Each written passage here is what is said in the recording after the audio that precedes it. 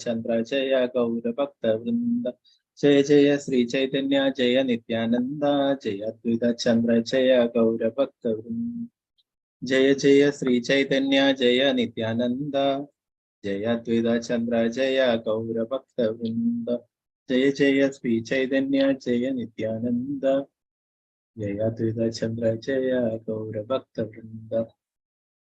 ഹരേ കൃഷ്ണ.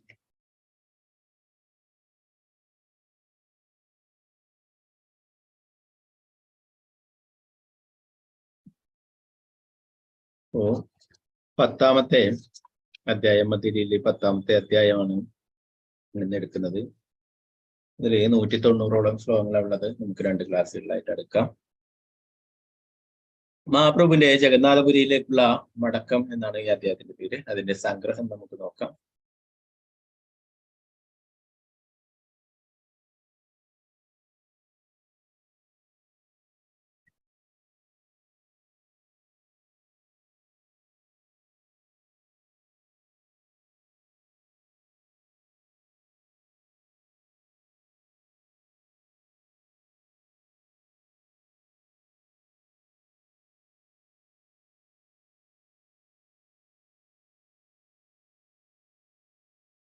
ഹരേ Krishna. Screen കാണാൻ എല്ലാവർക്കും? ഹരേ കൃഷ്ണ.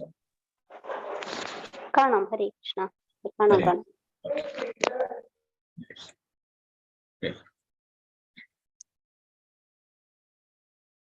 ശ്രീ ചൈതന്യ മഹാപ്രഭു ദക്ഷിണ ഭാരത പര്യടനത്തിലായിരുന്നപ്പോൾ സർവവും ഭട്ടാചാര്യർ പ്രതാപരുദ്ര രാജാവുമായി ധാരാളം സംഭാഷണങ്ങൾ നടത്തി. മഹാപ്രഭുവുമായി ഒരു കൂടിക്കാഴ്ച തരപ്പെടുത്തണമെന്ന് പ്രതാപരുദ്ര മഹാരാജാവ് അഭ്യർത്ഥിച്ചപ്പോൾ അവിടുന്ന് ദക്ഷിണ ഭാരത പര്യടനം കഴിഞ്ഞാലുടൻ അതിനുവേണ്ടി ശ്രമിക്കാമെന്ന് ഭട്ടാചാര്യന് ഉറപ്പ് നൽകി.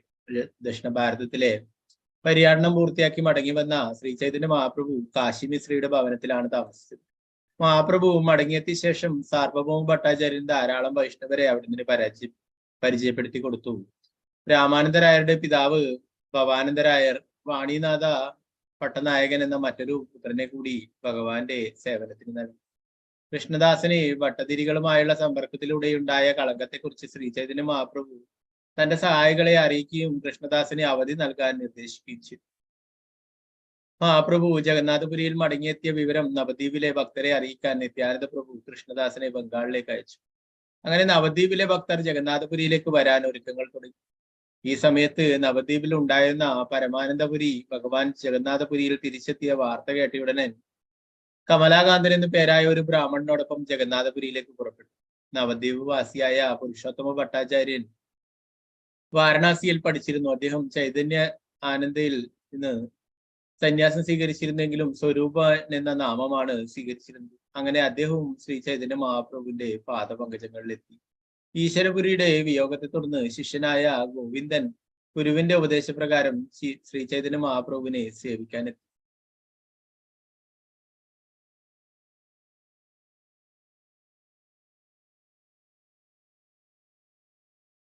കേശവ ഭാരതിയുമായുള്ള ബന്ധം മൂലം ബ്രഹ്മാനന്ദ ഭാരതിയെയും ശ്രീ ചൈതന്യ മഹാപ്രഭു ആദരപൂർവ്വം സ്വീകരിച്ചു. അദ്ദേഹം ജഗന്നാഥപുരിയിൽ വന്നപ്പോൾ ധരിച്ചിരുന്ന മാൻതോൽ ഉപേക്ഷിക്കാൻ നിർദ്ദേശം നൽകപ്പെട്ടു. ശ്രീ ചൈതന്യ മഹാപ്രഭുവിനെ ശരിയായി മനസ്സിലാക്കിയപ്പോൾ ബ്രഹ്മാനന്ദൻ അവിടുന്ന് കൃഷ്ണനായി തന്നെ സ്വീകരിച്ചു. എന്നാൽ സാർവഭൗമ ഭട്ടാചാര്യൻ കൃഷ്ണനെന്ന് അവിടുന്ന് സംബോധന ചെയ്ത ഉടൻ ശ്രീ ചൈതന്യ മഹാപ്രഭു എതിർത്തു. ഇതിനിടയിൽ കാശീശ്വര ഗോസ്വാമിയും ചൈതന്യ മഹാപ്രഭുവിനെ കാണാൻ വന്നു. വിവിധ ദേശങ്ങളിൽ നിന്നുള്ള ഭക്തർ ശ്രീ ചൈതന്യ മഹാപ്രഭുവിനെ കാണാൻ വരുന്നതിന്റെ വിവരണം ഈ അധ്യായത്തിലുണ്ട്. പല സ്ഥലങ്ങളിൽ നിന്നുള്ള നദികൾ അവസാനം സമുദ്രത്തിൽ ഒഴുകിച്ചേരുന്നത് പോലെയാണ്. പ്രഭുപാദ് ജയ്. നമോ ഭഗവതേ വാസുദേവായ.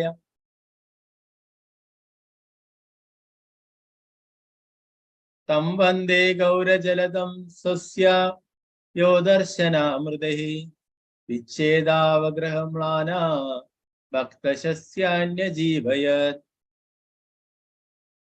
മഴയില്ലാതെ വരണ്ടു കിടക്കുന്ന ധാന്യവയലുകൾക്ക് മേൽ ജലം വർഷിക്കുന്ന കാർമേഘം പോലെ വ്യതിതരായ ഭക്തന്മാർക്ക് മേൽ കരുണ ചൊരിയുന്ന ശ്രീ ചൈതന്യ മഹാപ്രഭുവിനെ ഞാൻ പ്രണമിക്കുന്നു. ശ്രീ ചൈതന്യ മഹാപ്രഭുവിൽ നിന്നുള്ള വേർപാട് ഒരു വരൾച്ച പോലെയാണ്. എന്നാൽ അവിടുന്ന് മടങ്ങി വരുമ്പോൾ അവിടുത്തെ സാന്നിധ്യം എല്ലാ സസ്യങ്ങൾക്കും മേൽ ചൊരിയുകയും അവയെ നശിച്ചു പോകാതെ രക്ഷിക്കുകയും ചെയ്യുന്ന അമൃതവർഷം പോലെയാണ്.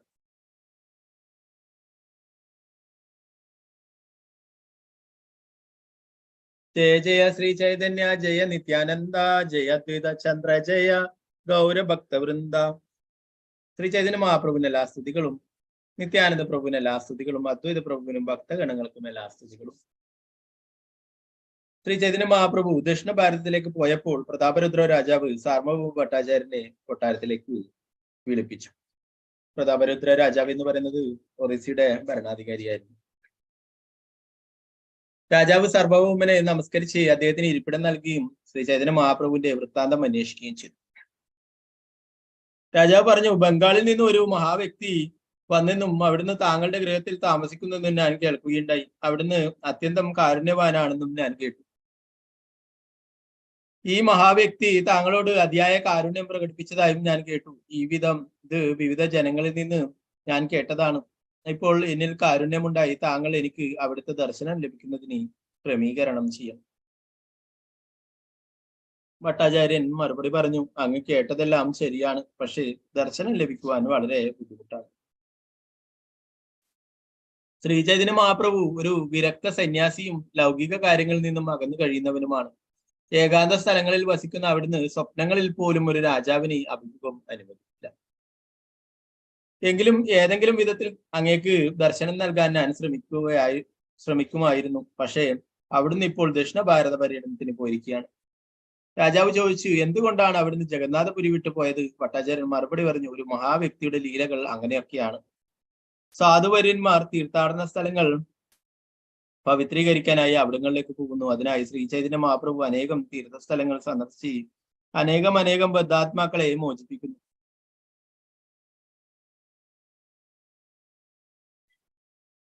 അങ്ങേപോലുള്ള മഹാത്മാക്കൾ സ്വയം തീർത്ഥസ്ഥലങ്ങളാണ്. അവരുടെ പരിശുദ്ധി മൂലം അവർ ഭഗവാന്റെ സന്തത സഹാക്കളാകുന്നു. അതിനാൽ അവർക്ക് തീർത്ഥസ്ഥലങ്ങളെ പോലും പവിത്രീകരിക്കാൻ കഴിയും.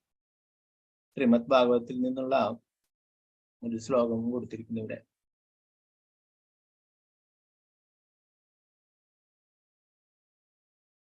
വൈഷ്ണവേരയ ഏക സ്വഭാവ നിശ്ചല തെൻഹെ ജീവന ഹേനഹന സ്വതന്ത്ര ഈശ്വര. ഒരു വൈഷ്ണവൻ തീർത്ഥസ്ഥലങ്ങളെ പരിശുദ്ധീകരിക്കുവാനും ബദ്ധാത്മാക്കളെ വീണ്ടെടുക്കുവാനും വേണ്ടി സഞ്ചരിക്കുന്നു. ഇത് വൈഷ്ണവന്റെ കടമയാണ്.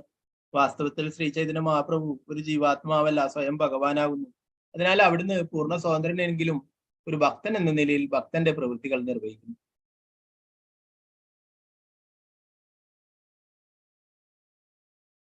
ഇത് കേട്ട രാജാവ് മറുപടി പറഞ്ഞു, നിങ്ങൾ എന്തുകൊണ്ടാണ് മഹാപ്രഭുവിനെ പോകാൻ അനുവദിച്ചത്? എന്തുകൊണ്ട് നിങ്ങൾ ആ പാദപത്മങ്ങളിൽ വീണ് അവിടുന്ന് ഇവിടെ തന്നെ പിടിച്ചു നിർത്തിയില്ല?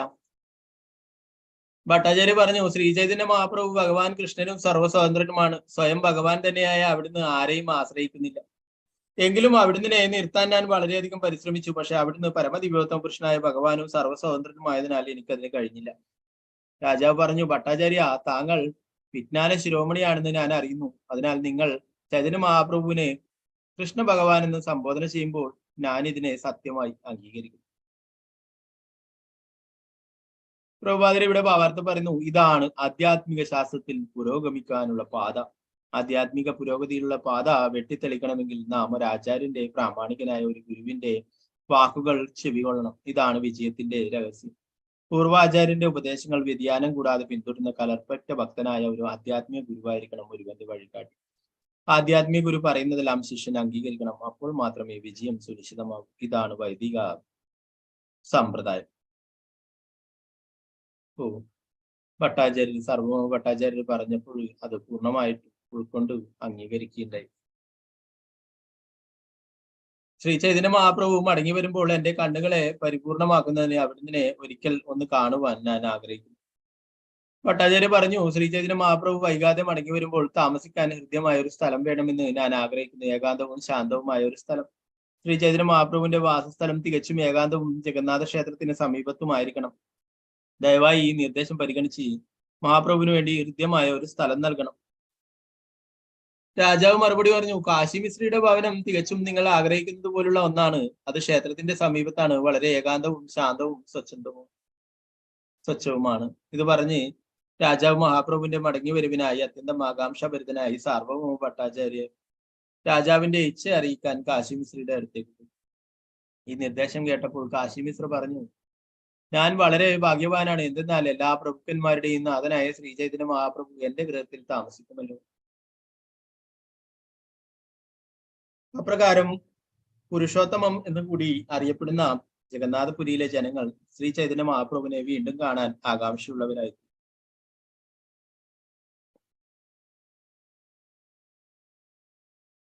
ജഗന്നാഥപുരിവാസികളായ എല്ലാ ജനങ്ങളും മഹാപ്രഭുവിനെ വീണ്ടും കാണാൻ ഉത്കണ്ഠാഭരിതരായപ്പോൾ അവിടുന്ന് ദക്ഷിണ ഭാരതത്തിൽ നിന്നും മടങ്ങി വന്നു.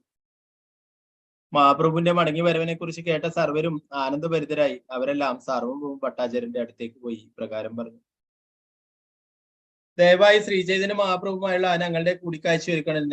താങ്കളുടെ കാരണത്താൽ മാത്രമേ ഞങ്ങൾക്ക് മഹാപ്രഭുവിന്റെ പാതാരവിന്ദങ്ങളെ പ്രാപിക്കാൻ കഴിയൂ. ഭട്ടാചാര്യൻ ജനങ്ങളോട് പറഞ്ഞു: മഹാപ്രഭു നാളെ കാശിമിശ്രീയുടെ ഭവനത്തിലായിരിക്കും. നിങ്ങൾക്ക് എല്ലാവർക്കും മഹാപ്രഭുവിനെ കാണാൻ അവിടെ അവസരമൊരുക്കാം. ഞാൻ അവസരമൊരുക്കാം. അടുത്ത ദിവസം ശ്രീ ചൈതന്യ മഹാപ്രഭു എത്തിച്ചേരുകയും സാർവഭൗമ ഭട്ടാചാര്യരോടൊപ്പം ഉത്സാഹപൂർവ്വം ജഗന്നാഥ ക്ഷേത്ര ദർശനത്തിന് പോവുകയും ജഗന്നാഥ സേവകർ ശ്രീ ചൈതന്യ മഹാപ്രഭുവിന് ഭഗവാന്റെ മഹാപ്രസാദം നൽകി. ചൈതന്യ മഹാപ്രഭു തിരിച്ച് അവരെയെല്ലാം ആലിംഗനം ചെയ്തു. ജഗന്നാഥ ദർശനത്തിന് ശേഷം ശ്രീ ചൈതന്യ മഹാപ്രഭു ക്ഷേത്രത്തിന് വെളിയിൽ വന്നു. ഭട്ടാചാര്യൻ അപ്പോൾ മഹാപ്രഭുവിനെ കാശിമിശ്രീയുടെ ഭവനത്തിലേക്ക് കൂട്ടിക്കൊണ്ടുപോയി. ശ്രീ ചൈതന്യ മഹാപ്രഭു കാശിമിശ്രീയുടെ ഭവനത്തിലെത്തിയപ്പോൾ മിശ്ര അവിടുത്തെ പാദപത്മങ്ങളിൽ വീണ് തന്നെയും തന്റെ സർവ്വസമ്പത്തുകളെയും സമർപ്പിച്ചു. ശ്രീ ചൈതന്യ മഹാപ്രഭു അപ്പോൾ കാശിമിശ്രയ്ക്ക് തന്റെ ചതുർഭുജ രൂപം കാണിച്ചു. അനന്തരം അദ്ദേഹത്തെ തന്റെ സേവനത്തിന് സ്വീകരിച്ച് അവിടുന്ന് ആലിംഗനം ചെയ്തു. അനന്തരം ശ്രീ ചൈതന്യ മഹാപ്രഭു തനിക്കായി സജ്ജീകരിച്ചിരിക്കുന്ന ഇരിപ്പിടത്തിൽ ആസനസ്ഥനായി. നിത്യാനന്ദ പ്രഭു തുടങ്ങിയ സർവ്വഭക്തരും മഹാപ്രഭുവിനെ ചുറ്റും കൂടി. വേണ്ടതെല്ലാം സജ്ജീകരിച്ചിട്ടുള്ള തന്റെ വാസസ്ഥലം കണ്ട ശ്രീ ചൈതന്യ മഹാപ്രഭു വളരെ സന്തുഷ്ടനായി. സാർവഭൗമ ഭട്ടാചാര്യർ പറഞ്ഞു: ഈ സ്ഥലം അങ്ങേക്ക് അനുയോജ്യമാണ്. ദയവായി അങ്ങ് ഇത് സ്വീകരിച്ചാലും അങ്ങത് ചെയ്യുമെന്ന് കാശി മിശ്ര പ്രതീക്ഷിക്കുന്നു. ശ്രീ ചൈതന്യ മഹാപ്രഭു പറഞ്ഞു: എന്റെ ശരീരം നിങ്ങളുടെ എല്ലാം സ്വന്തമാണ്. അതുകൊണ്ട് നിങ്ങൾ എന്തു പറഞ്ഞാലും അതെനിക്ക് സ്വീകാര്യമാണ്.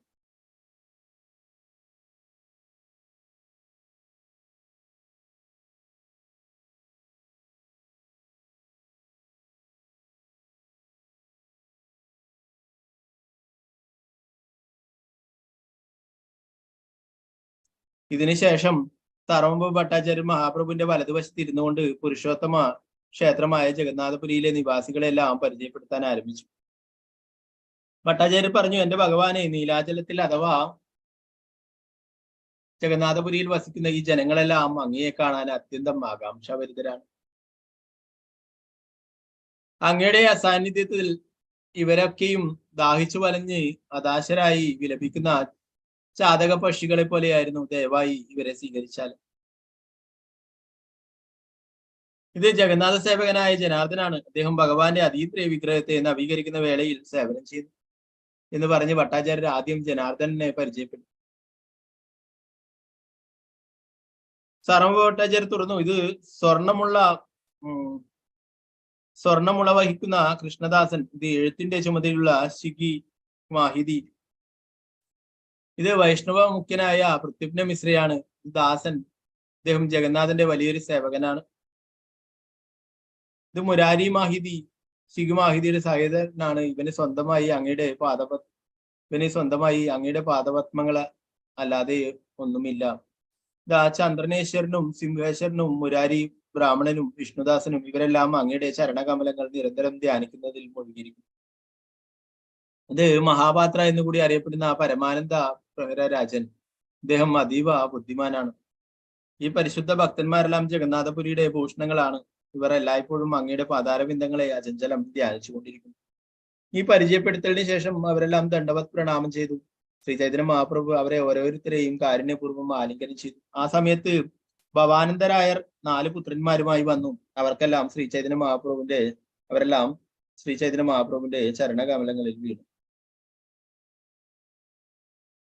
സാർവഭൗമ ഭട്ടാചാര്യർ തുടർന്നു: ഇത് രാമാനന്ദരായരുടെ പിതാവായ ഭവാനന്ദരായരാണ്.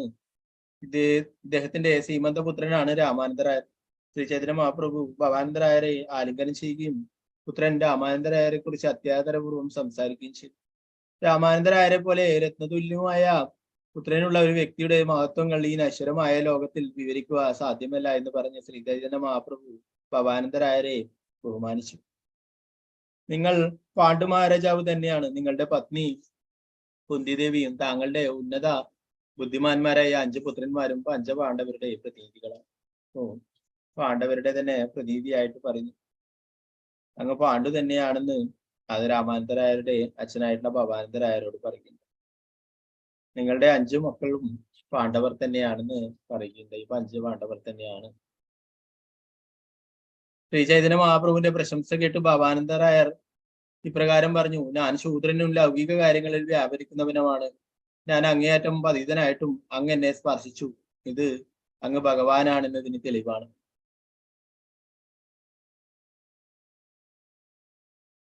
ശ്രീ ചൈതന്യ മഹാപ്രഭുവിന്റെ അനുഗ്രഹത്തെ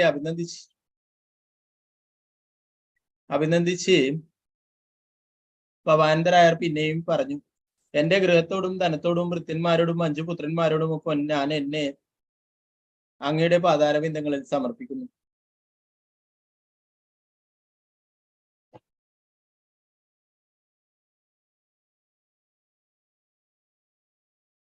ഈ പുത്രൻ വാണിനാഥൻ അങ്ങയുടെ ആജ്ഞകൾ പാലിക്കാനും അങ്ങയ്ക്ക് സേവനം ചെയ്യാനും സദാ അങ്ങയുടെ ചരണങ്ങളിൽ ഉണ്ടാകും. പ്രിയപ്പെട്ട ഭഗവാനെ, ദയവായി എന്നെ അങ്ങയുടെ ബന്ധുവായി കരുതണേ.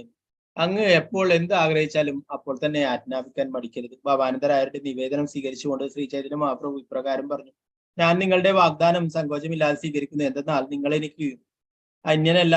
ജന്മജന്മാന്തരങ്ങളായി താങ്കളും കുടുംബാംഗങ്ങളും എന്റെ ഭൃത്യരാണ്. 5ഓ 7ഓ ദിവസത്തിനുള്ളിൽ രാമാനന്ദരായർ വരും. അദ്ദേഹം വന്നാലുടൻ എന്റെ ആഗ്രഹങ്ങൾ പൂർത്തീകരിക്കപ്പെടും. അദ്ദേഹത്തിന്റെ സംഘത്തിൽ ഞാൻ അങ്ങേയറ്റം ആനന്ദം അനുഭവിക്കുന്നു. ഇത് പറഞ്ഞ് ശ്രീ ചൈതന്യ മഹാപ്രഭു ഭവാനന്ദരായരെ ആലിംഗനം ചെയ്തു. തന്റെ പാദപങ്കജങ്ങൾ കൊണ്ട് ഭവാനന്ദരായരുടെയും പുത്രന്മാരുടെ ശിരസ്സുകളിൽ സ്പർശിച്ചു. എന്നിട്ട് ശ്രീ ചൈതന്യ മഹാപ്രഭു ഭവാനന്ദരായരെയും അദ്ദേഹത്തിന്റെ ഭവനത്തിലേക്ക് തിരിച്ചയക്കുകയും വാണിനാഥ പട്ടനായകനെ മാത്രം തന്റെ സ്വകാര്യ സഹായത്തിനായി അവിടെ നിർത്തുകയും ചെയ്തു. അപ്പോൾ എല്ലാവരോടും പിരിഞ്ഞു പോയിക്കൊള്ളാൻ സർവഭൗമ ഭട്ടാചാര്യർ പറഞ്ഞു. അനന്തരം ശ്രീ ചൈതന്യ മഹാപ്രഭു ദക്ഷിണ ഭാരത പര്യടനത്തിൽ തന്നെ സേവിച്ചിരുന്ന കാലകൃഷ്ണദാസിനെ വിളിപ്പിച്ചു. ശ്രീ ചൈതന്യ മഹാപ്രഭു പറഞ്ഞു: പ്രിയപ്പെട്ട ഭട്ടാചാര്യ, എന്നോടൊപ്പം ദക്ഷിണ ഭാരതത്തിലേക്ക് പോന്ന ഈ മനുഷ്യന്റെ സ്വഭാവത്തെ പറ്റി കേൾക്കുക. ഇവൻ എന്നെ ഉപേക്ഷിച്ച് ഭട്ടതിരികളോട് സഹവസിക്കാൻ പോയി. എന്നാൽ ഞാൻ ഇവനെ അവരിൽ നിന്ന് രക്ഷിച്ച് ഇവിടേക്ക് കൊണ്ടുവന്നു കഴിഞ്ഞതിനാൽ ഞാൻ ഇവനോട് പോയിക്കൊള്ളാൻ പറയുകയാണ്. ഇപ്പോൾ ഇവന് ഇഷ്ടമുള്ള എവിടെ വേണമെങ്കിലും പോകാം. എന്നാൽ എനിക്ക് മേലിൽ ഇവന്റെ പേരിൽ ഒരു ഉത്തരവാദിത്വമില്ല.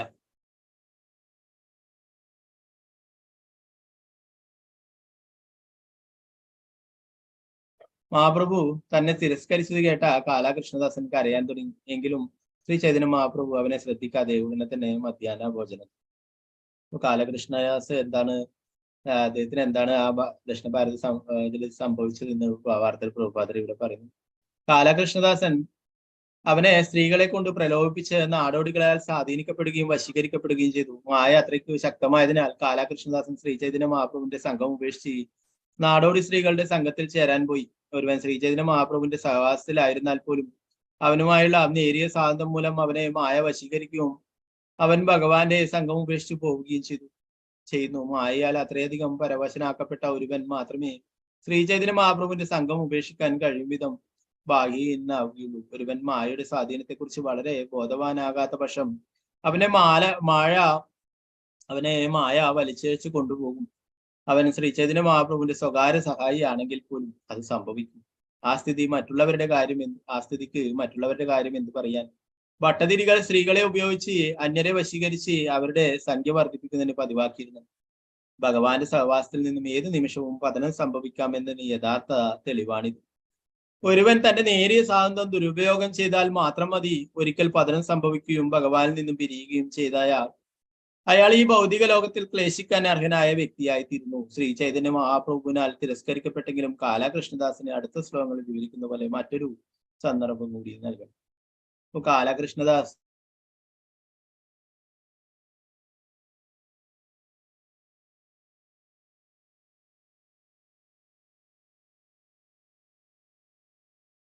തന്നെയായിരുന്നു ഉണ്ടായിരുന്നത്.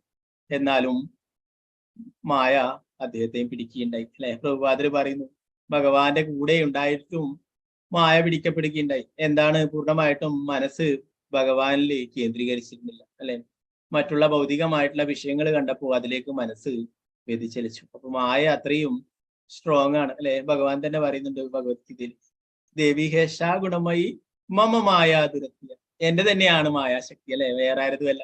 അപ്പൊ അത് അത്രത്തോളം ശക്തമാണ്. ഭഗവാന്റെ കൂടെ ഉണ്ടായിരുന്നവർ കാലകൃഷ്ണദാസിനെ വരെ ആ മായാശക്തി സ്വാധീനിക്കുന്നുണ്ട്. അപ്പോ നമ്മളും അതുപോലെയാണ്. നമ്മള് മനസ്സെപ്പോഴും ഭഗവാനിലെ ആയിരിക്കണം. അതുകൊണ്ടാണ് പറയുന്നത് അല്ലെ, സവേ മന കൃഷ്ണ പദാരവിന്ദയോ വാചാംസി വൈകുണ്ഠം. ഭഗവാന്റെ കൂടെ സഞ്ചരിച്ചിട്ട് മനസ്സ് വേറെ സ്ത്രീകളിലും മറ്റുമൊക്കെ ആയിക്കഴിഞ്ഞാൽ ഇങ്ങനെ മായയുടെ കെണിയിൽ പെടും അല്ലെ. അതിൽ പറയുന്നു വളരെ ശ്രദ്ധിക്കണം, എപ്പോഴും വേണമെങ്കിലും പതനം സംഭവിക്കാം. അതുകൊണ്ട് നമ്മൾ ഒരിക്കലും നമ്മളെ ആ ചെറിയ സ്വാതന്ത്ര്യം ഒരിക്കലും ദുരുപയോഗപ്പെടുത്താനായിട്ട് പാടില്ല എന്ന് പറയും. എല്ലാറ്റിനും സാക്ഷിയായിട്ട് ഭഗവാനുണ്ട് നമ്മുടെ ഹൃദയത്തിൽ പരമാത്മാവായിട്ടല്ലേ. ഓരോരോ തെറ്റുകൾ ചെയ്യുമ്പോൾ പലരും വിചാരിക്കും ഇതൊന്നും ആരും കാണില്ല, ആരും അറിയാനൊന്നും പോകുന്നില്ല, അവർ തെറ്റ് ചെയ്താൽ എന്താ സംഭവിക്കാൻ പോകുന്നത്, ആരാ കാണുന്നത്, ആരാ അറിയുന്നല്ലേ. സർവസ്യജാഹം ഹൃദി സന്നിവിഷ്ണു അല്ലെ. എല്ലാവരുടെ ഹൃദയത്തിലും ഭഗവാൻ പരമാത്മാവായിട്ടുണ്ട്. ഭഗവാൻ അറിയാം ഓരോരാൾ എന്തൊക്കെ ചെയ്യുന്നുണ്ട്, എല്ലാറ്റിനും സാക്ഷിയായിട്ട് ഭഗവാൻ അല്ലെ. ഓ അങ്ങനെ ഭഗവാനെ മറന്നുകൊണ്ട് കഴിയാനായിട്ട് ഒരാൾ ആഗ്രഹിക്കുമ്പോൾ ഭഗവാന്റെ മായാശക്തി ആ കാര്യം ഏറ്റെടുക്കുകയും മായയുടെ സ്വാധീനത്തിലാവുകയും ചെയ്യും.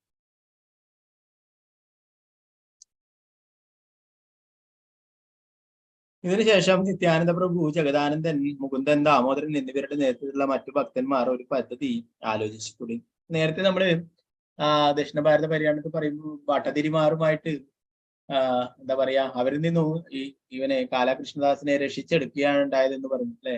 മഹാപ്രഭു അവരുമായിട്ട് ദേഷ്യപ്പെടുകയും അങ്ങനെ ഇദ്ദേഹത്തെ രക്ഷിച്ചെടുക്കുകയാണ് ഉണ്ടായിട്ടുള്ളത്.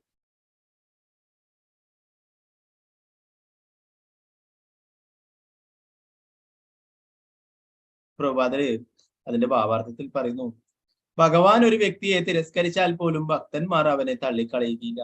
അതിനാൽ ഭഗവത് ഭക്തന്മാർ ഭഗവാനേക്കാൾ കാരുണ്യമുള്ളവരാണ്. ശ്രീല നരോത്തമദാസ് ഠാക്കൂർ പാടുന്നു, ചാടിയ വൈഷ്ണവ സേവ നിസ്താര പേച്ചേബ. ഒരുവന് പരിശുദ്ധ ഭക്തന്മാരുടെ സേവനത്തിൽ മുഴുകാതെ ഭൗതിക ബന്ധനങ്ങളിൽ നിന്ന് മോചനം നേടാൻ കഴിയില്ല. ഭഗവാൻ സ്വയം ചിലപ്പോൾ വളരെ കഠിനനായേക്കാം, പക്ഷേ ഭക്തന്മാർ സദാ ദയാലുക്കളാണ്. കാലാകൃഷ്ണദാസന് ഈ മേൽപ്പറഞ്ഞ 4 ഭക്തന്മാരുടെ കാരുണ്യം ലഭിച്ചു. നിത്യാനന്ദ പ്രഭുവും ജഗദാനന്ദ പ്രഭുവിന്റെയും മുകുന്ദന്റെയും ദാമോദരന്റെയും കാരുണ്യം അദ്ദേഹത്തിന് ലഭിക്കുകയുണ്ടായി. മഹാപ്രഭുവിന്റെ ആ 4 ഭക്തന്മാർ ആലോചിച്ചു, ശ്രീ ചൈതന്യ മഹാപ്രഭുവിന്റെ ആഗമനം ശചി മാതാവിനെ അറിയിക്കാൻ ബംഗാളിലേക്ക് പോകാൻ നമുക്കൊരാളെ ആവശ്യമുണ്ട്. ശ്രീ ചൈതന്യ മഹാപ്രഭുവിന്റെ ആഗമനത്തെ കുറിച്ചുള്ള വാർത്ത കേട്ടാൽ അദ്വൈതനെയും ശ്രീവാസനെയും പോലുള്ള ഭക്തന്മാർ തീർച്ചയായും മഹാപ്രഭുവിനെ കാണാൻ വരും. നമുക്ക് അതുകൊണ്ട് കൃഷ്ണദാസനെ ബംഗാളിലേക്ക് അയക്കാം. ഇങ്ങനെ പറഞ്ഞ് അവർ കൃഷ്ണദാസനെ ഭഗവത് സേവനത്തിൽ നിലനിർത്തുകയും അവന് ഉറപ്പ് നൽകുകയും ചെയ്തു.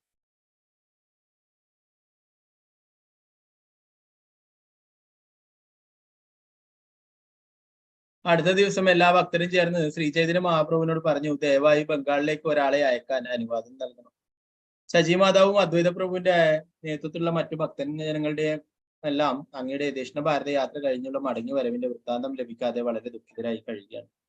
ഒരു വ്യക്തി ബംഗാളിലേക്ക് പോവുകയും അങ്ങ് ജഗന്നാഥപുരിയിൽ മടങ്ങിയെത്തിയ ശുഭവാർത്ത അവരെ അറിയിക്കുകയും ചെയ്യണം. ഇത് കേട്ട ശ്രീ ചൈതന്യ മഹാപ്രഭു മറുപടി പറഞ്ഞു, നിങ്ങൾ തീരുമാനിച്ചത് എന്തായാലും അത് ചെയ്യുക. അപ്രകാരം കാലാകൃഷ്ണദാസനെ ബംഗാളിലേക്ക് അയക്കുകയും അവിടെ വിതരണം ചെയ്യാൻ ആവശ്യമായത്രയും ജഗന്നാഥ മഹാപ്രസാദം അവന്റെ പക്കൽ കൊടുത്തയക്കുകയും ചെയ്തു. ബംഗാളിലേക്ക് യാത്രയായ കാലാകൃഷ്ണദാസൻ ആദ്യം ശചി മാതാവിനെ കാണാൻ നവദ്വീപിലേക്ക് പോയി.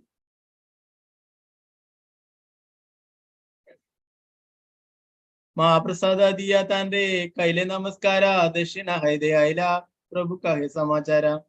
ശചി മാതാവിനെ കണ്ട കാലാകൃഷ്ണദാസൻ ആദ്യം പ്രണാമങ്ങൾ അർപ്പിക്കുകയും ജഗന്നാഥ മഹാപ്രസാദം നൽകുകയും ചെയ്തു. അനന്തരം ശ്രീ ചൈതന്യ മഹാപ്രഭു ദക്ഷിണ ഭാരത പര്യടനം കഴിഞ്ഞ് മടങ്ങിയെത്തിയ ശുഭവാർത്ത മാതാവിനെ അറിയിച്ചു. ആ സദ്വാർത്ത ശചി മാതാവിനും അതുപോലെ തന്നെ ശ്രീവാസ് ഠാക്കൂർ തുടങ്ങിയ നവദ്വീപിലെ സകല ഭക്തന്മാർക്കും മതിയായ ആനന്ദം. ശ്രീ ചൈതന്യ മഹാപ്രഭുവിന്റെ പുരിയിലേക്കുള്ള മടങ്ങി വര പറഞ്ഞ എല്ലാവരും ആനന്ദചിത്തരായി. കൃഷ്ണദാസൻ അടുത്തതായി അദ്വൈത ആചാര്യന്റെ ഗൃഹത്തിലേക്ക് പോയി. കൃഷ്ണദാസൻ അദ്വൈത ആചാര്യനെ നമസ്കരിച്ച് മഹാപ്രസാദം നൽകി പിന്നീട് ചൈതന്യ മഹാപ്രഭുവിന്റെ വാർത്ത വിശദമായി അറിയിച്ചു. ശ്രീ ചൈതന്യ മഹാപ്രഭുവിന്റെ മടങ്ങി വരവിനെ കുറിച്ച് കേട്ട അദ്വൈതാചാര്യ അതീവ സന്തോഷവാനായി. അവിടുന്ന് പ്രേമാവേശത്താൽ ഹുങ്കാര ശബ്ദം പുറപ്പെടുവിക്കുകയും ദീർഘനേരത്തേക്ക് നൃത്തവും കീർത്തനവും ചെയ്യുകയും ചെയ്തു. ഈ മംഗള വൃത്താന്തം കേട്ട ഹരിദാസ് ഠാക്കൂറും അത്യന്തം സന്തുഷ്ടനായി. വാസുദേവദത്തിയും മുരാരി ഗുപ്തിയും ശിവാനന്ദ സേനയും അതുപോലെ തന്നെ സന്തുഷ്ടരായി. ആചാര്യരത്നവും വക്രേശ്വര പണ്ഡിതനും ആചാര്യനിധിയും ഗദാധര പണ്ഡിതനും എല്ലാം ഈ വാർത്ത കേട്ടതിൽ വളരെ സന്തുഷ്ടരായി. ശ്രീരാമ പണ്ഡിതനും ദാമോദര പണ്ഡിതനും ശ്രീമാൻ പണ്ഡിതനും വിജയനും ശ്രീധരനും ഇതെല്ലാം അത് കേട്ടതിൽ വളരെ ആഹ്ലാദിച്ചു.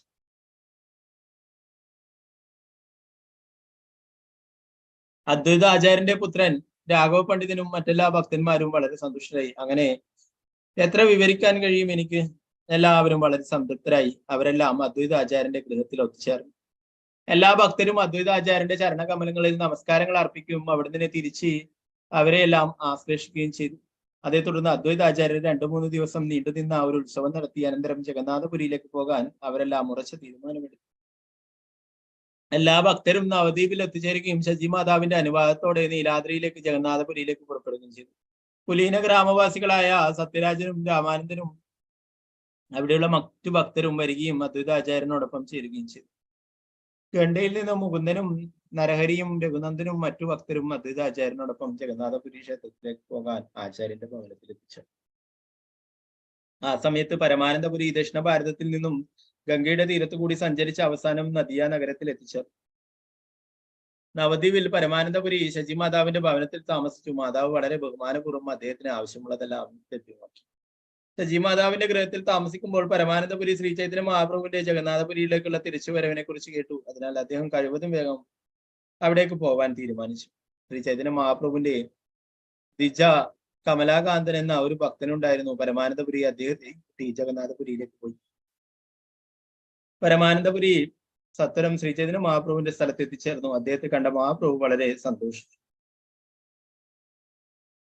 പ്രേമാവേശത്തിൽ മഹാപ്രഭു പരമാനന്ദപുരിയുടെ പാദവന്ദനം ചെയ്യുകയും പരമാനന്ദപുരി പ്രേമാവിഷ്ടനായി മഹാപ്രഭുവിനെ ആശ്ലേഷിക്കുകയും ചെയ്തു. ശ്രീ ചൈതന്യ മഹാപ്രഭു പറഞ്ഞു, ദയവായി ജഗന്നാഥപുരിയുടെ ആശ്രയം സ്വീകരിച്ച് എന്നോടൊപ്പം വസിച്ച് കരുണ കാട്ടണം. പരമാനന്ദപുരി മറുപടി പറഞ്ഞു, ഞാനും അങ്ങയോടൊപ്പം താമസിക്കാൻ ആഗ്രഹിക്കുന്നു. അതുകൊണ്ടാണ് ഞാൻ ബംഗാളിൽ നിന്നും ജഗന്നാഥപുരിയിലേക്ക് വന്നത്. നവദ്വീപിൽ ശശിമാതാവും മറ്റെല്ലാ ഭക്തഗണങ്ങളും ദക്ഷിണ ഭാരതത്തിൽ നിന്നുള്ള അങ്ങയുടെ മടങ്ങി വരവ് കേട്ട് അതിയായ ആഹ്ലാദത്തിലാണ്. അവരെല്ലാം അങ്ങയെ കാണാൻ വരുന്നുണ്ട്. എന്നാൽ അവർ വൈകുന്നത് കൊണ്ട് ഞാൻ തനിയെ വളരെ വേഗം വന്നു. കാശി മിശ്രയുടെ ഭവനത്തിൽ ഏകാന്തമായ ഒരു മുറി ഉണ്ടായിരുന്നത് ശ്രീ ചൈതന്യ മഹാപ്രഭു പരമാനന്ദപുരിക്ക് നൽകി. ഒപ്പം ഒരു വൃത്തിനെയും നൽകി. അടുത്ത ദിവസം സ്വരൂപ് ദാമോദരനും വന്നു ചേർന്നു. അദ്ദേഹം ശ്രീ ചൈതന്യ മഹാപ്രഭുവിന്റെ ഉറ്റമിത്രവും അതീന്ദ്രിയ രസങ്ങളുടെ ഒരു സാഗരവുമായിരുന്നു.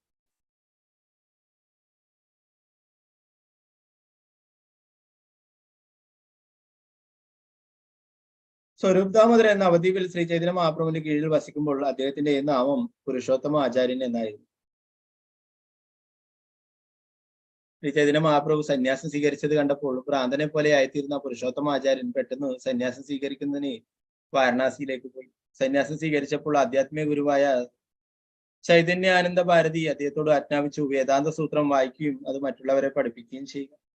സ്വരൂപ് ദാമോദരൻ ഒരു പരമ വിരക്തനും പണ്ഡിതനുമായിരുന്നു. അദ്ദേഹം സർവാത്മന ഭഗവാൻ പരമദിവ്യത്വ കൃഷ്ണനായ ശ്രീകൃഷ്ണനെ ശരണം പ്രാപിച്ചു. തടസ്സങ്ങളില്ലാതെ ശ്രീകൃഷ്ണനെ ആരാധിക്കുന്നതിന് അദ്ദേഹം വളരെ ഉത്സുകനായിരുന്നു. ആയതിനാൽ മിക്കവാറും ഉന്മത്തനായ അവസ്ഥയിൽ അദ്ദേഹം സന്യാസം സ്വീകരിച്ചു. സന്യാസം സ്വീകരിച്ച പുരുഷോത്തമ ആചാര്യൻ ശിഖയും പുണൂലും ഉപേക്ഷിച്ച് വ്യവസ്ഥാപിത തത്വങ്ങൾ പിന്തുടർന്നു. എന്നാൽ അദ്ദേഹം കാവ്യ നിറമുള്ള വസ്ത്രം സ്വീകരിച്ചില്ല. സന്യാസ നാമവും സ്വീകരിക്കാതെ അദ്ദേഹം നൈഷ്ഠിക ബ്രഹ്മചാരിയായി തുടർന്നു. സ്വരൂപ് ദാമോദരൻ സന്യാസ ഗുരുവിൽ നിന്നും അനുവാദം വാങ്ങുകയും നീലാചലത്തിലേക്ക് പോയി ശ്രീ ചൈതന്യ മഹാപ്രഭുവിന്റെ ആശ്രയം സ്വീകരിക്കുകയും ചെയ്തു. അനന്തരം രാവും പകലും ഒരുപോലെ അദ്ദേഹം കൃഷ്ണപ്രേമത്തിൽ ഭക്തിയുത സേവനത്തിന്റെ അതീന്ദ്രിയ രസങ്ങൾ ആസ്വദിച്ചു. സ്വരൂപ് ദാമോദരൻ പാണ്ഡിത്യത്തിന്റെ പാരമ്രതയായിരുന്നു. പക്ഷേ അദ്ദേഹം ആരോടും ഒരു വാക്കും ഉരിയാടില്ല. തികച്ചും ഏകാന്തമായ ഒരു സ്ഥലത്ത് വസിച്ചു. അദ്ദേഹം എവിടെയാണെന്ന് ആർക്കും അറിയാൻ കഴിഞ്ഞില്ല. കൃഷ്ണനുമായി ബന്ധപ്പെട്ട അതീന്ദ്രിയ രസങ്ങളുടെ തത്വം പൂർണ്ണമായി അറിയുന്നവനും കൃഷ്ണപ്രേമത്തിന്റെ മൂർത്തരൂപവുമായിരുന്നു സ്വരൂപ് ദാമോദരൻ. ശ്രീ ചൈതന്യ മഹാപ്രഭുവിന്റെ രണ്ടാമത്തെ വിസ്തരണമായ അദ്ദേഹം മഹാപ്രഭുവിനെ പ്രത്യക്ഷത്തിൽ പ്രതിനിധാനം ചെയ്തു. ആരെങ്കിലും ഒരു ഗ്രന്ഥം രചിക്കുകയോ ശ്ലോകങ്ങളും ഗീതങ്ങളും ചിട്ടപ്പെടുത്തി അവ ശ്രീ ചൈതന്യ മഹാപ്രഭുവിന്റെ മുന്നിൽ ചൊല്ലണമെന്ന് ആഗ്രഹിക്കുകയോ ചെയ്താൽ ആദ്യം സ്വരൂപ് ദാമോദരൻ അത് പരിശോധിക്കുകയും ശരിപ്പെടുത്തുകയും ചെയ്യുമായിരുന്നു. എങ്കിൽ മാത്രമേ ശ്രീ ചൈതന്യ മഹാപ്രഭു അത് കേൾക്കാൻ സമ്മതിക്കുമായിരുന്നുള്ളൂ.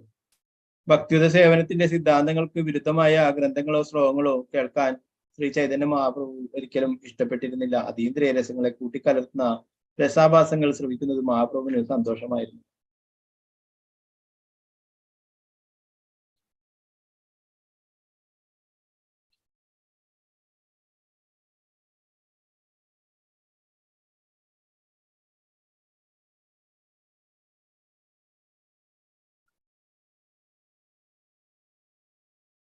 സാഹിത്യങ്ങളെല്ലാം പരിശോധിച്ച് അവയുടെ നിഗമനങ്ങൾ ശരിയാണോ എന്ന് കണ്ടെത്തുക സ്വരൂപ് ദാമോദര ഗോസ്വാമിയുടെ ശീലമായിരുന്നു. അതിനുശേഷം മാത്രമേ അത് ശ്രീ ചൈതന്യ മഹാപ്രഭുവിനെ കേൾപ്പിക്കാൻ അദ്ദേഹം അനുവദിച്ചിരുന്നു.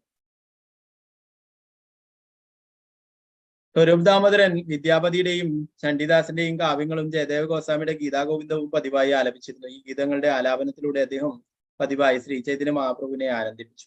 സ്വരൂപ് ദാമോദരൻ സംഗീതത്തിൽ ഗന്ധർവന്മാരെ പോലെയും ശാസ്ത്രങ്ങളുടെ സംവാദങ്ങളിൽ ദേവന്മാരുടെ പുരോഹിതനായ ബൃഹസ്പതിയെ പോലെയും വിദഗ്ധനായിരുന്നു. അതുകൊണ്ട് സ്വരൂപ് ദാമോദരനെ സമാനനായ ഒരു മഹത് വ്യക്തി വേറെ ഉണ്ടായില്ലെന്ന് ഉറപ്പിക്കാം.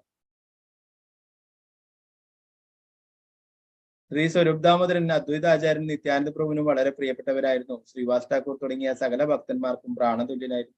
സ്വരൂപ് ദാമോദരൻ ജഗന്നാഥപുരിയിൽ വന്നപ്പോൾ ശ്രീ ചൈതന്യ മഹാപ്രഭുവിന്റെ പാദപങ്കജങ്ങളിൽ സാഷ്ടാംഗം വീണ് പ്രണാമങ്ങൾ അർപ്പിക്കുകയും ഒരു ശ്ലോകം ചൊല്ലുകയും ചെയ്തു.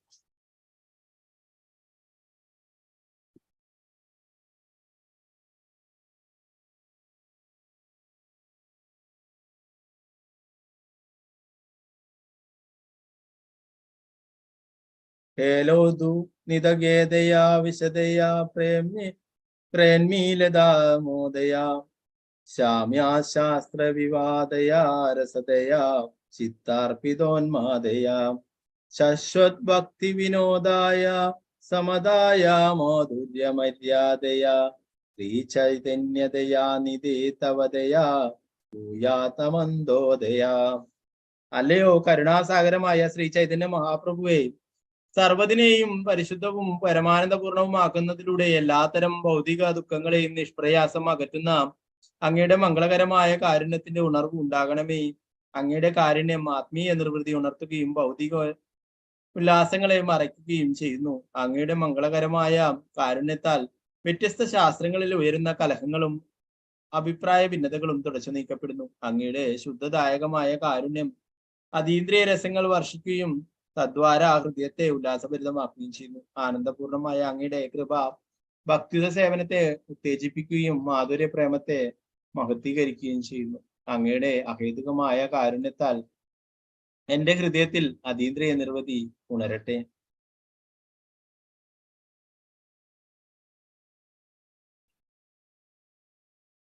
ശ്രീ ചൈതന്യ മഹാപ്രഭു സ്വരൂപ് ദാമോദരനെ പിടിച്ചുയർത്തി ആലിംഗനം ചെയ്തു. അവർ ഇരുവരും പ്രേമാവേശത്താൽ ബോധശൂന്യമായി. ഇരുവരും സമനില വീണ്ടെടുത്തതിനു ശേഷം ശ്രീ ചൈതന്യ മഹാപ്രഭു സംസാരിക്കാൻ ആരംഭിച്ചു. ശ്രീ ചൈതന്യ മഹാപ്രഭു പറഞ്ഞു, താങ്കൾ വരുന്നതായി ഞാൻ സ്വപ്നം കണ്ടിരുന്നു. ഇത് വളരെ മംഗളകരമാണ്. ഞാനൊരു അന്ധനെ പോലെയായിരുന്നു. പക്ഷെ താങ്കളുടെ വരവോടെ എനിക്ക് കാഴ്ചശക്തി വീണ്ടും കിട്ടിയിരിക്കുന്നു. സ്വരൂപൻ പറഞ്ഞു, പ്രിയ മഹാപ്രഭു, ദയവായി എന്റെ അപരാധം പൊറുക്കണമേ. ഞാൻ അങ്ങയുടെ സംഘം ഉപേക്ഷിച്ച് മറ്റെവിടെയോ പോയി. അത് ഞാൻ ചെയ്ത മഹാ അപരാധമായിരുന്നു. പ്രിയപ്രഭു, അങ്ങയുടെ ശരണാരവിന്ദങ്ങളിൽ എനിക്ക് അല്പം പോലും പ്രേമമില്ല. ഉണ്ടായിരുന്നെങ്കിൽ വേറൊരു ദേശത്ത് പോകാൻ എനിക്കെങ്ങനെ കഴിയും? അതിനാൽ ഞാനൊരു മഹാപാപിയാണ്. ഞാൻ അങ്ങയുടെ സഹവാസം ഉപേക്ഷിച്ചു. പക്ഷെ അങ്ങ് എന്നെ ഉപേക്ഷിച്ചില്ല. കാരുണ്യത്തിന്റെ കയർ കൊണ്ട് അങ്ങന്റെ കണ്ടത്തിൽ ബന്ധിക്കുകയും എന്നെ അങ്ങയുടെ ചരണകമലങ്ങളിലേക്ക് തിരിച്ചു കൊണ്ടുവരികയും ചെയ്തു.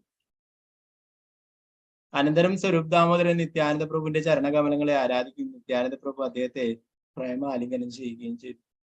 നിത്യാനന്ദ പ്രഭുവിനെ വന്ദിച്ചതിനു ശേഷം സ്വരൂപ് ദാമോദരൻ ജഗദാനന്ദനെയും മുകുന്ദനെയും ശങ്കരനെയും സാർവഭൗമനെയും യഥായോഗ്യം സന്ധിച്ചു. സ്വരൂപ് ദാമോദരൻ പരമാനന്ദപുരിയുടെ ചരണകമലങ്ങളിലും ആരാധനാപൂർണമായ പ്രാർത്ഥനകൾ അർപ്പിക്കുകയും പരമാനന്ദപുരിക്ക് തിരിച്ച് പ്രേമഹർഷത്തോടെ ആശ്ലേഷിക്കുകയും ചെയ്തു. ശ്രീ ചൈതന്യ മഹാപ്രഭു പിന്നീട് സ്വരൂപ് ദാമോദരനോട് ഒരു ഏകാന്ത സ്ഥലത്ത് വാസഗൃഹം നൽകുകയും അദ്ദേഹത്തിന് ജലം തുടങ്ങിയ ആവശ്യ വസ്തുക്കൾ എത്തിക്കാൻ ഒരു വൃത്തിനെ ഏർപ്പാടാക്കുകയും ചെയ്തു.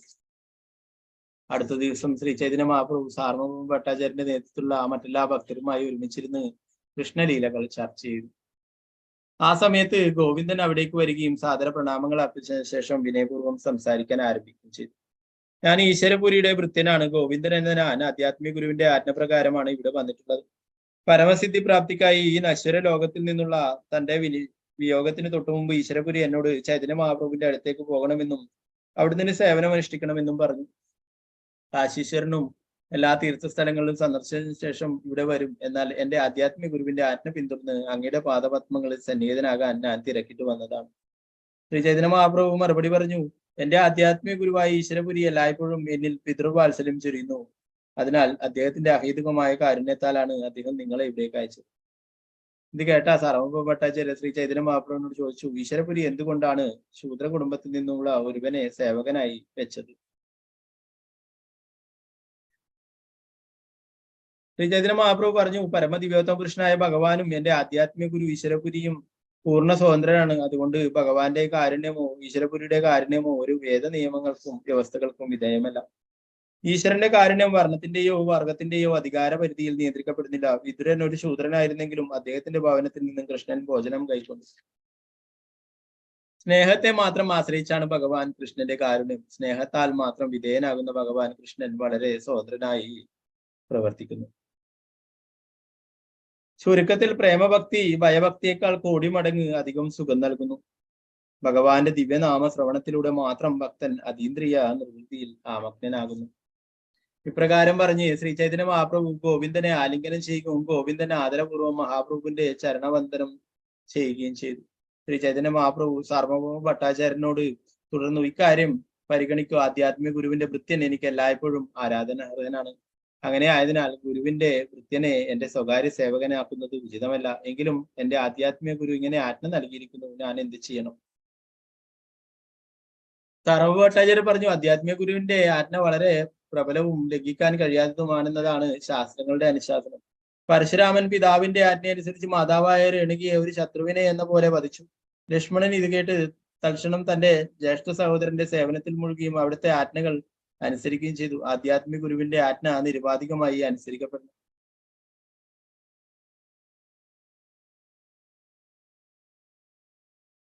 പിതൃസമാനായ ഒരു മഹത് വ്യക്തിയുടെ ആജ്ഞ നിശ്ചയമായും നിരുപാധികമായും നിർവഹിക്കപ്പെടണം. എന്തുകൊണ്ടെന്നാൽ അത്തരം ഒരാജ്ഞയിൽ നമുക്ക് ഇരുവർക്കുമുള്ള സൗഭാഗ്യം അടങ്ങിയിരിക്കുന്നു. വിശേഷിച്ചും എനിക്ക് സൗഭാഗ്യം.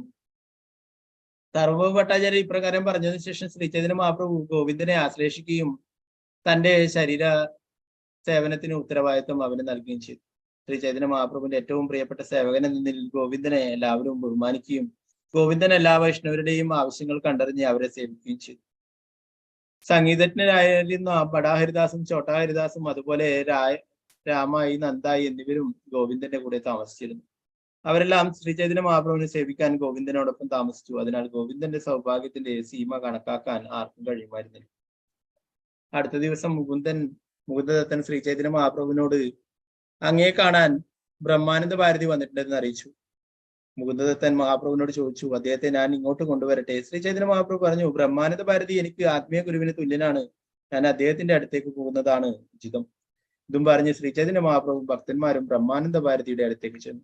മഹാപ്രഭുവും ഭക്തന്മാരും ബ്രഹ്മാനന്ദ ഭാരതിയെ സമീപിച്ചപ്പോൾ അദ്ദേഹം മാൻതോൽ കൊണ്ടുള്ള വസ്ത്രം ധരിച്ചിരിക്കുന്നതായി കണ്ടു. ഇത് കണ്ട ശ്രീ ചൈതന്യ മഹാപ്രഭു വളരെ ദുഃഖിതനായി തീർന്നു.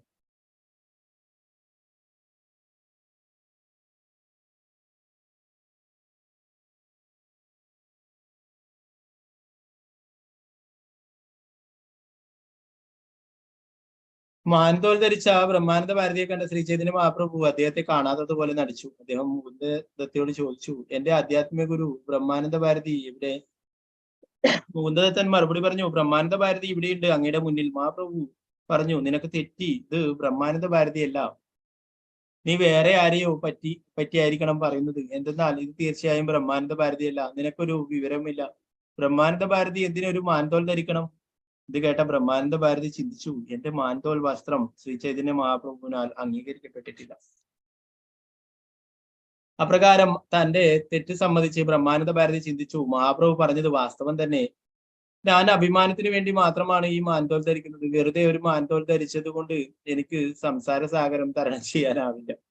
ഇന്നു മുതൽ ഞാൻ മാൻതോൽ ധരിക്കുകയില്ല. ബ്രഹ്മാനന്ദ ഭാരതി അങ്ങനെ തീരുമാനിച്ച ഉടനെ അദ്ദേഹത്തിന്റെ മനസ്സറിഞ്ഞ ശ്രീ ചൈതന്യ മഹാപ്രഭു അദ്ദേഹത്തിന് ഒരു സന്യാസിയുടെ വസ്ത്രങ്ങൾ എത്തിച്ചു കൊടുത്തു.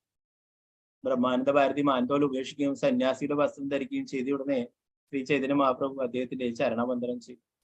ബ്രഹ്മാനന്ദ ഭാരതി പറഞ്ഞു, അങ്ങയുടെ പെരുമാറ്റം കൊണ്ട് സാമാന്യ ജനങ്ങളെ ഉപദേശിക്കുന്നു. അങ്ങയുടെ ആഗ്രഹത്തിന് വിരുദ്ധമായി ഞാനൊന്നും ചെയ്യുകയില്ല.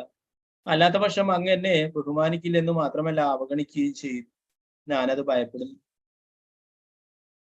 ഈ നിമിഷം ഞാൻ രണ്ട് ബ്രഹ്മങ്ങളെ കാണുന്നു. ഒരു ബ്രഹ്മം ചലിക്കാത്ത ഭഗവാൻ ജഗന്നാഥനാണ്, മറ്റേത് ചലിക്കുന്ന ബ്രഹ്മമായ അങ്ങാണ്. അർച്ചാവിഗ്രഹമായ ജഗന്നാഥൻ അചലനായ ബ്രഹ്മമാണ്. എന്നാൽ ശ്രീ ചൈതന്യ മഹാപ്രഭുവായ അങ്ങ് അവിടെയും ഇവിടെയും സഞ്ചരിക്കുന്നു. നിങ്ങൾ ഇരുവരും ഭൗതിക പ്രകൃതിയുടെ യജമാനന്മാരായ ഒരേ ബ്രഹ്മം തന്നെയാണ്. ചലിക്കുന്നതും ചലിക്കാത്തതുമായ രണ്ട് രൂപങ്ങൾ അങ്ങ് അവതരിപ്പിക്കുന്നു. ഇപ്രകാരം പുരുഷോത്തമ ക്ഷേത്രമായ ജഗന്നാഥപുരിയിൽ ഇപ്പോൾ രണ്ട് ബ്രഹ്മങ്ങൾ വസിക്കുന്നു. ഇരു ബ്രഹ്മങ്ങളിൽ അങ്ങ് സ്വർണ്ണ നിറമുള്ളവരാണ്. ഭഗവാൻ ജഗന്നാഥൻ ശ്യാമവർണ്ണനും. നിങ്ങൾ ഇരുവരും മുഴുവൻ ലോകത്തെയും മോചിപ്പിക്കുന്നു. ഭഗവാൻ ശ്രീ ചൈതന്യ മഹാപ്രഭു മറുപടി പറഞ്ഞു, വാസ്തവത്തിൽ അങ്ങയുടെ സാന്നിധ്യം മൂലം ഇപ്പോൾ ജഗന്നാഥപുരിയിൽ രണ്ട് ബ്രഹ്മങ്ങളുണ്ട്. ബ്രഹ്മാനന്ദനും ഗൗരഹരിയും ഇരുവരും ചലിക്കുന്നു. എന്നാൽ ശ്യാമവർണ്ണമുള്ള ഭഗവാൻ ജഗന്നാഥൻ നിശ്ചലനായി ഉറച്ചു നിൽക്കുന്നു. ബ്രഹ്മാനന്ദ ഭാരതി പറഞ്ഞു, എന്റെ പ്രിയപ്പെട്ട സാർവഭൗമ ഭട്ടാചാര്യ, ശ്രീ ചൈതന്യ മഹാപ്രഭു ഞാനും തമ്മിലുള്ള യുക്തിപരമായ ഈ വാദത്തിൽ ദയവായി മധ്യസ്ഥത വഹിച്ചാൽ. ബ്രഹ്മാനന്ദ ഭാരതി തുടർന്നു, ജീവസത്ത സ്ഥാനീയനാണ്, എന്നാൽ പരബ്രഹ്മം സർവ്വവ്യാപിയാണ്. ഇതാണ് ശാസ്ത്രങ്ങളുടെ നിർണയം.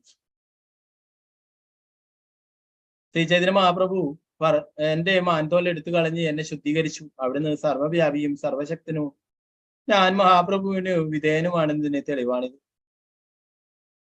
സുവർണവർണ്ണ ഹേമാങ്കോ വരാംഗ ചന്ദനാംഗതി സന്യാസകൃച്ഛമശാന്തോ നിഷ്ഠശാന്തി പരായണ.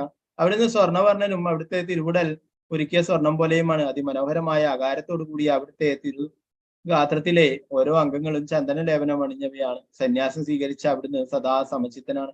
ഹരേ കൃഷ്ണ മന്ത്രം കീർത്തനം ചെയ്യുക എന്ന തന്റെ ദൗത്യത്തിൽ സുദൃഢമായ അവിടുന്ന് തന്റെ ദ്വൈത തത്വ നിഗമനത്തിലും ശാന്തിയിലും സുസ്ഥിരനായി നിലകൊള്ളുന്നു. മഹാഭാരതത്തിലെ വിഷ്ണു സഹസ്രനാമ സ്തോത്രത്തിൽ നിന്നുള്ള ഒരു ഉദ്ധരണിയാണിത്.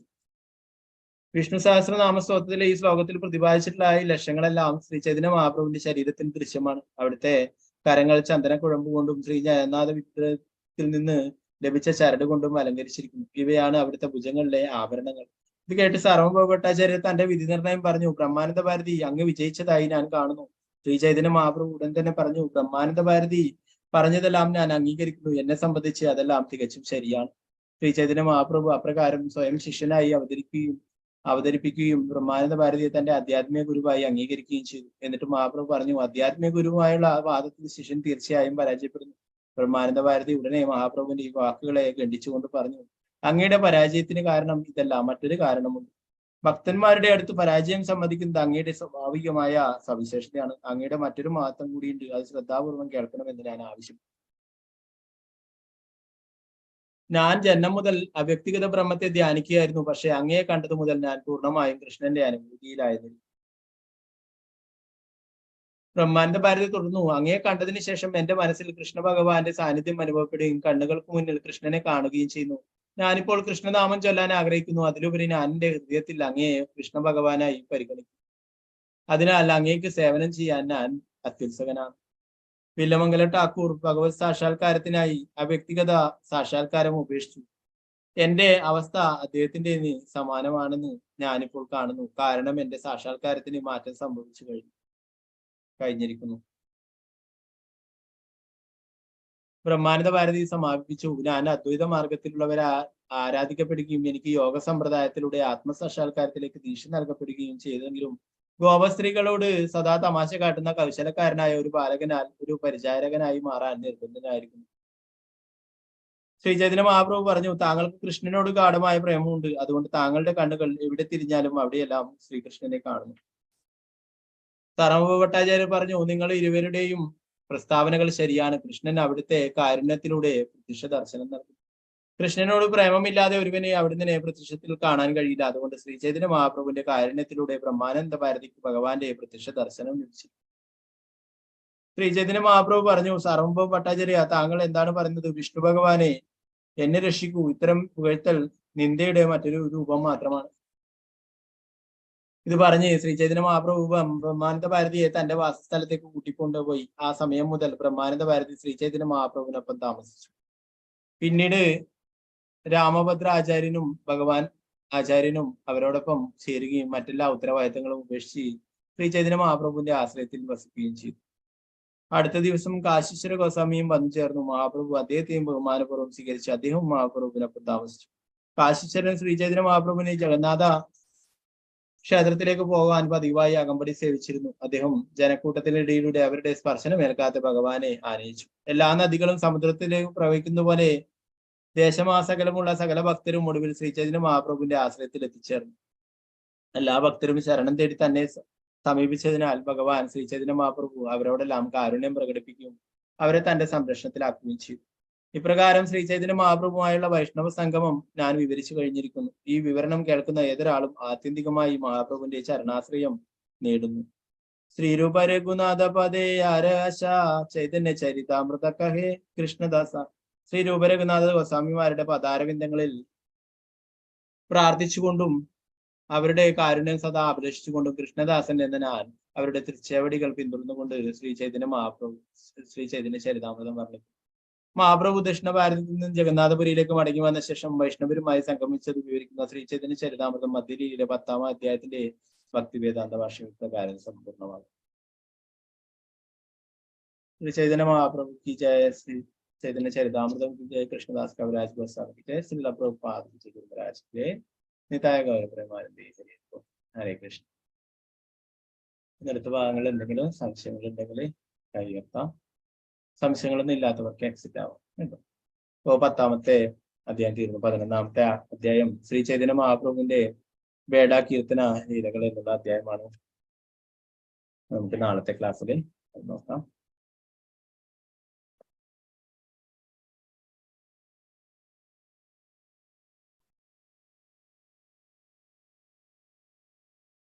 ഇതിൽ 143 ശ്ലോകങ്ങളുണ്ട്.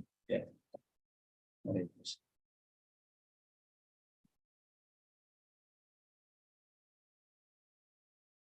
ഹരേ കൃഷ്ണ. അപ്പൊ വേറെ ഒന്നും ഇല്ലെങ്കിൽ നമുക്ക് ക്ലാസ് ചുരുക്കാം. എല്ലാവർക്കും വേണ്ടി വാഞ്ച കൽപ്പതരുദശ കൃപാസിന്റെ വൈഷ്ണവ അനന്തകൂടി വൈഷ്ണവ ശ്രീ പ്രഭുപാദിന്റെ ധർമ്മരാജ്